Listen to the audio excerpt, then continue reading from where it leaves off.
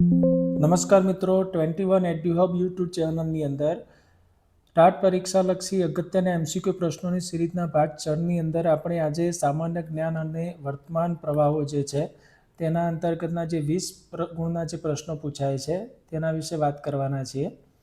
તો તેની અંદર આપણે વાત કરીએ મિત્રો, પ્રશ્ન 1ની શરૂઆત કરીએ કે રાષ્ટ્રીય શિક્ષણ નીતિ 2020ના લક્ષ્યાંક મુજબ કયા વર્ષ સુધીમાં શિક્ષણ વ્યવસાય માટે ન્યૂનતમ લાયકાત 4 વર્ષીય ઇન્ટિગ્રેટેડ બીએડ ડિગ્રી ફરજિયાત બની જશે? તો 2030 સુધીમાં જે છે ઇન્ટિગ્રેટેડ બીએડ છે 4 વર્ષીય ઇન્ટિગ્રેટેડ બીએડ ફરજિયાત બની જશે. 2020ની જે નેશનલ એજ્યુકેશન પોલિસી છે મિત્રો 29 જુલાઈ અને 2020થી અમલમાં આવેલી છે. જે 34 વર્ષ જૂની રાષ્ટ્રીય શિક્ષણ નીતિ આપણી 1986 હતી તેની સ્થાને નવી શિક્ષણ નીતિ આવેલી છે. પ્રશ્ન 2 છે ભારતીય બંધારણમાં સ્ત્રીઓના ગૌરવને હાનિ પહોંચાડતા વ્યવહારોનો ત્યાગ કરવો એ મૂળભૂત ફરજ કયા ચોક્કસ અનુચ્છેદ અંતર્ગત આવે છે? તો અનુચ્છેદ 51A અને તેની અંદર ભાગ ઈની અંદર આવે છે. કુલ જે 11 ફરજો છે આપણી તેની અંદર એથી લઈ અને કે સુધીની ફરજો છે. તેમાં ઈ નામ જે ફરજ છે તે છે સ્ત્રીઓના ગૌરવ સાચવવાની બાબત છે, જે સ્વર્ણસિંહ સમિતિની ભલામણથી 42માં જે સુધારા દ્વારા 1976માં ઉમેરવામાં આવી હતી. ત્યારબાદ મિત્રો આગળ વાત કરીએ પ્રશ્ન 3ની. તો શિક્ષણનો જે મનોવિજ્ઞાનમાં બહુવિધ બુદ્ધિનો જે સિદ્ધાંત છે એ કયા મનોવૈજ્ઞાનિકે રજૂ કર્યો છે? તો હોવાર્ડ ગાર્ડનરે બહુવિધ બુદ્ધિનો સિદ્ધાંત આપેલો છે. તેમને ગાર્ડનરે જે 1983માં તેમનું પુસ્તક હતું ફ્રેમ્સ ઓફ માઇન્ડ્સ, તેની અંદર આ સિદ્ધાંતને સૌ પ્રથમવાર રજૂ કર્યો હતો. તો કોઈ વાર આ પુસ્તકના નામ પ્રમાણના પણ પ્રશ્ન પૂછી શકાય છે. પ્રશ્ન 4 છે 1839માં બ્રહ્મો સમાજના વિચારોના પ્રચાર માટે ઐતિહાસિક જે તત્વબોધિની સભા છે તેની સ્થાપના કોણે કરી હતી? તો તત્વબોધિની સભાની સ્થાપના કરી હતી દેવેન્દ્રનાથ ટાગોરે કરેલી હતી. આ સભાનું મુખ્ય મુખપત્ર હતું તત્વબોધિની પત્રિકા, જે બંગાળી ભાષામાં પ્રકાશિત થયું હતું. પ્રશ્ન 5 છે ગુજરાતી સાહિત્યની સૌપ્રથમ આત્મકથા છે મારી હકીકત. તો આ કોની હતી? તો કવિ નર્મદની હતી. અને કવિ નર્મદને અર્વાચીન ગુજરાતી સાહિત્યના આદ્ય પ્રવર્તક અને યુગ વિધાયક સર્જક તરીકે પણ ઓળખવામાં આવે છે. તો કોઈ પ્રશ્ન એવું પણ પૂછી શકાય કે અર્વાચીન ગુજરાતી સાહિત્યના આદ્ય પ્રવર્તક અને યુગ વિધાયક સર્જક તરીકે કયા કવિ ઓળખાય છે? તો કવિ નર્મદ ઓળખાય છે. પ્રશ્ન 6 છે ભારતીય બંધારણમાં કેન્દ્ર અને રાજ્યો બંને કાયદો બનાવી શકે તેવી સમવર્તી યાદીનો ખ્યાલ કયા બંધારણમાંથી લેવામાં આવ્યો છે? કયા દેશના બંધારણમાંથી? તો ઓસ્ટ્રેલિયાના બંધારણમાંથી આ સમવર્તી યાદીનો ખ્યાલ મેળવેલો છે. અને આપણું જે શિક્ષણ જે છે મિત્રો એ આ સમવર્તી યાદીમાં આવે છે. તો એ પણ એક અગત્યનો પ્રશ્ન છે આપણા માટે. ભારતીય બંધારણની અંદર જે 7મી અનુસૂચિમાં કેન્દ્ર યાદી, રાજ્ય યાદી અને સમવર્તી યાદીઓની સ્પષ્ટ ઉલ્લેખ કરેલો છે. પ્રશ્ન 7 છે ઇસરો દ્વારા બ્લેક હોલ અને ન્યુટ્રોન સ્ટાર્સના ધ્રુવીકરણના અભ્યાસ માટે જાન્યુઆરી 2024માં કયા ઉપગ્રહને લોન્ચ કરવામાં આવેલો છે? તો એક્સપોસેટ કરીને જે સેટેલાઇટ છે તેને લોન્ચ કરવામાં આવેલો છે. આ અધ્યયનનો ઉપગ્રહ છે એક્સરે પોલોમીટર સેટેલાઇટ, એટલે PSLV C-58 રોકેટ દ્વારા શ્રી હરિકોટાથી સફળતાપૂર્વક લોન્ચ કરવામાં આવેલો હતો. શ્રી હરિકોટાની અંદર જે સતીશ ધવન સ્પેસ સેન્ટર આવેલું છે ત્યાંથી મોટાભાગે ભારતીય જે અવકાશી ઉડાનો ભરાતી હોય છે. પ્રશ્ન 8 છે ભૌગોલિક દ્રષ્ટિએ પ્રાચીન ભારતીય પ્રમાણ સમય રેખા IST 82.5 ડિગ્રી અને કર્કવૃત્ત કે જે ભારતના કયા રાજ્યોમાં એકબીજાને છેદે છે? મિત્રો ખૂબ જ અગત્યનો પ્રશ્ન છે. જે ભારતીય પ્રમાણ સમય રેખા છે અને સાથે કર્કવૃત્ત છે, તો બંને કઈ જગ્યાએ છેદે છે એકબીજાને? તો છત્તીસગઢની અંદર એ બંને એકબીજાને છેદે છે. તો ભારતમાં કર્કવૃત્ત કુલ 8 રાજ્યોમાંથી અને ભારતમાં પ્રમાણ સમય રેખા છે કુલ 5 રાજ્યોમાંથી પસાર થાય છે. તો આ પણ એટલો જ અગત્યનો પ્રશ્ન છે મિત્રો. પરંપરાગત પટ્ટી ચિત્ર કે જેમાં કપડા પર પૌરાણિક કથાઓ જે છે ચિતરવામાં આવે છે તે કયા રાજ્યની પ્રખ્યાત ચિત્રકલા છે? ઓડિશાની છે. કે જેમાં મુખ્યત્વે ભગવાન જગન્નાથ અને વૈષ્ણવ સંપ્રદાયની કથાઓને આ રીતે કપડા ઉપર ચિતરવામાં આવે છે. ઓલિમ્પિક ગેમ્સના ઇતિહાસમાં વ્યક્તિગત ઇવેન્ટમાં મેડલ જીતનાર સૌપ્રથમ ભારતીય મહિલા ખેલાડી કોણ હતા? તો કર્ણમ મલ્લેશ્વરી, કે જેમને 2000ની સાલમાં સિડનીમાં ઓલિમ્પિકમાં વેઇટ લિફ્ટિંગ 69 kg કેટેગરીમાં ઐતિહાસિક બ્રોન્ઝ મેડલ જીત્યો હતો. પ્રશ્ન 11 છે ભારત સરકારના શિક્ષણ મંત્રાલય દ્વારા ઓનલાઈન ડિજિટલ શિક્ષણના મુક્ત પ્રસાર માટે શરૂ કરાયેલ જે પ્લેટફોર્મ છે સ્વયં, તો આ સ્વયંમાં જે લાસ્ટમાં એમ છે તેનો અર્થ શું થાય છે? તો મિત્રો એનો અર્થ થાય છે માઇન્ડ્સ. આપણે સ્વયંનું જો પૂરું નામ યાદ રાખીશું તો તે પણ એટલો જ અગત્યનો પ્રશ્ન છે કે study webs of active learning four young aspiring minds, જે મફત ઓનલાઈન કોર્સ પૂરા કરતું એક ડિજિટલ પ્લેટફોર્મ છે. પ્રશ્ન 12 છે દક્ષિણ ભારતમાં કલા અને સ્થાપત્યના બે નમૂના સમાન મંદિરોનું નિર્માણ કરનાર પલ્લવ વંશની રાજધાની કઈ છે? કાંચીપુરમ છે, જે ઐતિહાસિક રેશમી સાડીઓ અને પલ્લવ રાજાઓ દ્વારા બંધાયેલા કૈલાસનાથના મંદિર માટે ખૂબ જ પ્રખ્યાત છે, તમે જોઈ શકો છો.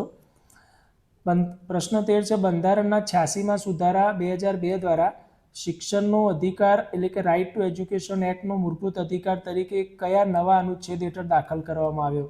તો અનુચ્છેદ 21A હેઠળ RTE એક્ટ જે છે એને શું કરવામાં આવ્યો છે?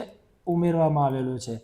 જ્યારે અનુચ્છેદ જે છે મિત્રો એમાં ભાગ જે છે 4A, આની અંદર આપણી શું ઉમેરવામાં આવેલી છે? મૂળભૂત ફરજો. કેટલી? 11.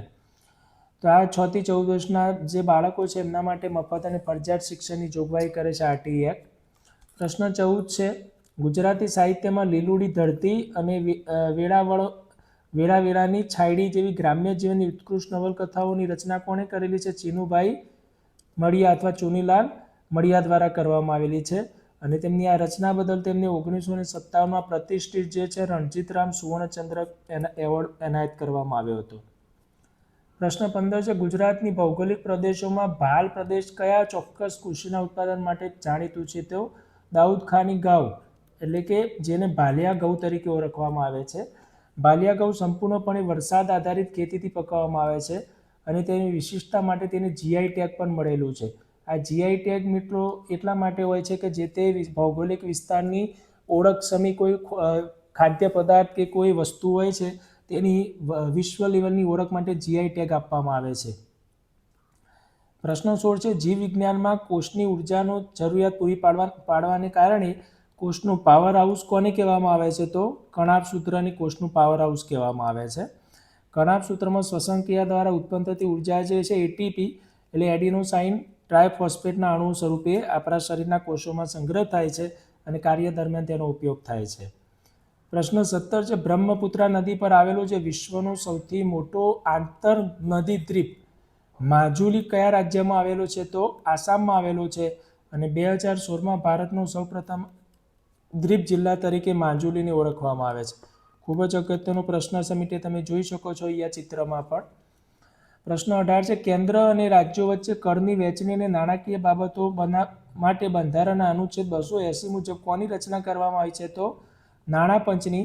જે રાષ્ટ્રપતિ છે નાણાં પંચની રચના કરે છે અને અત્યારે 16મું નાણાં પંચ છે તેના અધ્યક્ષ ડૉક્ટર અરવિંદ પનઘટિયા છે.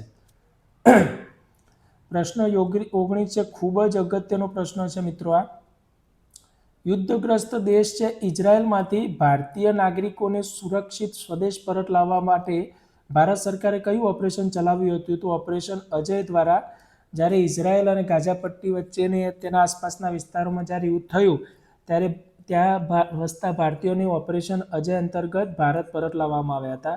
અને તે જ રીતે યુદ્ધ જ્યારે યુક્રેન અને રશિયા વચ્ચેની યુદ્ધની શરૂઆત થઈ ત્યારે ભારતીય વિદ્યાર્થીઓને પરત લાવવા માટે ઓપરેશન ગંગા ચલાવવામાં આવ્યું હતું. તો આ બંને જ ઓપરેશનો મિત્રો ખૂબ જ અગત્યના છે પરીક્ષા માટે. ઓપરેશન અજય ઇઝરાયલ સાથે જોડાયેલું છે અને ઓપરેશન ગંગા યુક્રેનની સાથે જોડાયેલું છે. પ્રશ્ન 20 છે ડિજિટલ શિક્ષણને પ્રોત્સાહન આપવા ભારત સરકારની જે અત્યંત મહત્વની પહેલ છે NDERA, તો તેનું પૂરું નામ શું છે? તો નેશનલ ડિજિટલ એજ્યુકેશનલ આર્કિટેક્ચર એવું પૂરું ફોર્મ છે, અહીંયા અધૂરું લખાયેલું છે મિત્રો. આ પ્રોજેક્ટનો મુખ્ય હેતુ સમગ્ર ભારતમાં શિક્ષણ ક્ષેત્રે ડિજિટલ ઇન્ફ્રાસ્ટ્રક્ચરને શું કરવાનું છે? સાર્વત્રિક અને એકીકૃત કરવા માટે અમલમાં મુકાયું છે. પ્રશ્ન 21 છે પ્રખ્યાત પરંપરાગત લોકનૃત્ય છે રાઉફ, તો ભારતના કયા રાજ્ય અથવા કેન્દ્ર શાસિત પ્રદેશને સંબંધિત છે? તો જમ્મુ કાશ્મીર સાથે જોડાયેલું છે, જેમાં કાશ્મીરી જે મહિલાઓ દ્વારા વસંત ઋતુના આગમન સમયે ઈદના તહેવાર પર આ જે નૃત્ય કરવામાં આવે છે. પ્રશ્ન 12 છે, બંધારણ સભામાં ઐતિહાસિક ઉદ્દેશ પ્રસ્તાવ જે છે તે કોણે રજૂ કર્યો છે? પાછળથી ભારતના બંધારણનું આમુખ બન્યું છે. તો ભારતના બંધારણનું આમુખ અથવા ઉદ્દેશ પ્રસ્તાવ જવાહરલાલ નહેરુ દ્વારા રજૂ કરવામાં આવ્યો હતો, જે 13 ડિસેમ્બર 1946ના રોજ રજૂ કરાયો હતો અને 22 જાન્યુઆરી 1947ના રોજ બંધારણ સભા દ્વારા સ્વીકારવામાં આવ્યો હતો.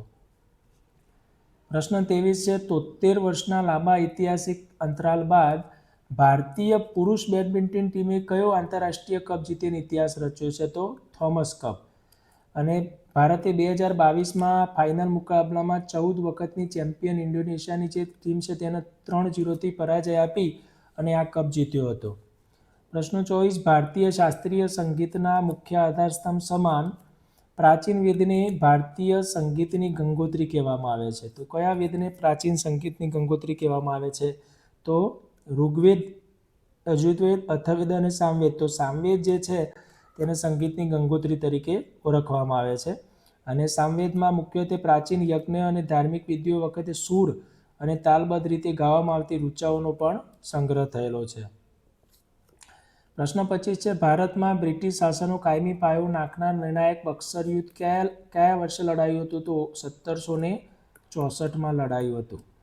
આ યુદ્ધમાં હેક્ટર મુન્રોના નેતૃત્વમાં બ્રિટિશ સેનાએ મીર કાસિમ, સિરાજુદ્દૌલા અને શાહ આલમ દ્વિતીયની સંયુક્ત સેનાને હરાવી હતી. વર્તમાન સમયમાં ડિજિટલ પેમેન્ટ માટે વ્યાપકપણે વપરાતી જે યુપીઆઈ સિસ્ટમ છે મિત્રો, એનું પૂરું નામ શું છે? તો યુનિફાઈડ પેમેન્ટ ઇન્ટરફેસ, જેનો ખૂબ જ આ જે સિસ્ટમ છે તેનો હાલમાં ખૂબ જ ઉપયોગ થાય છે યુપીઆઈ. આ ક્રાંતિકારી યુપીઆઈ સિસ્ટમ જે છે national payment corporation of India દ્વારા 2016માં વિકસાવી હતી. તો આ એનપીસીઆઈનું ફૂલ ફોર્મ પણ પૂછી શકાય, national payment corporation of India.